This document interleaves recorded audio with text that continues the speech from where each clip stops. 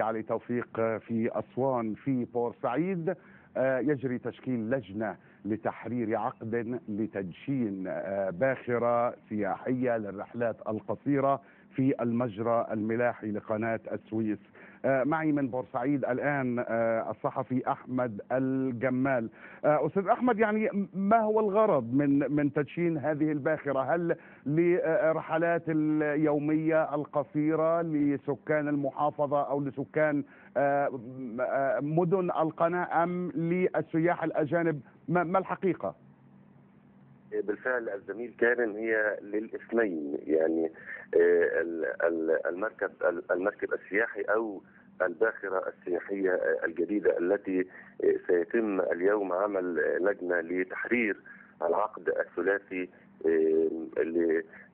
لها حتى تأتي إلى بورسعيد. هي مكونة من 3 أدوار، وهي للاستغلال الداخلي والخارجي. يعني أود أن أقول الزميل كارم أن مكان هذه السفينة هي تتركة أو ترسو على الرصيف السياحي بباب رقم 1 بميناء بورسعيد، ويتم فتح هذا الباب لزيارات أهالي المدينة أو السياح، فهي تكون على مقربة كبيرة، يعني من 100 إلى 150 مترا. هذا هو البعد بينها وبين السفينة التي ترسو. أي سفينة سياحية ترسو على الرصيف السياحي بجانبها تماما، سواء كان السياح يستخدمونها أو كانت لأبناء المدينة. وأشار طيب أستاذ أحمد، قلت إنه اجتماع بين الأطراف الثلاثة في تحرير هذا العقد. من هم هؤلاء الأطراف الثلاثة؟ نعم، الطرف الأول هو الجهاز التنفيذي لمحافظة بورسعيد، ممثلا في شركة بورسعيد للتنمية السياحية، وهي تابعة لمحافظة بورسعيد.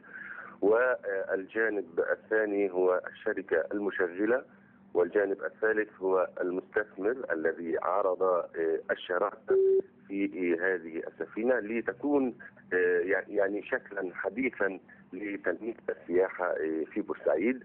ويعني أوضح محافظ بورسعيد أن التكلفة النهائية لهذه السفينة هي 12 مليون جنيه، وقد تم التنسيق مع هيئة قناة السويس وهيئة موانئ بورسعيد حتى يتم تحديد مواعيد الرحلات اليومية داخل المجرى الملاحي لقناة السويس، حتى لا تتعارض مواعيدها مع مواعيد القوافل اليومية التي تمر في المجرى الملاحي بقناة السويس.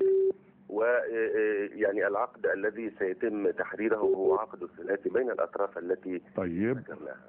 شكرا جزيلا للصحفي أحمد الجمال من بورسعيد. في محافظة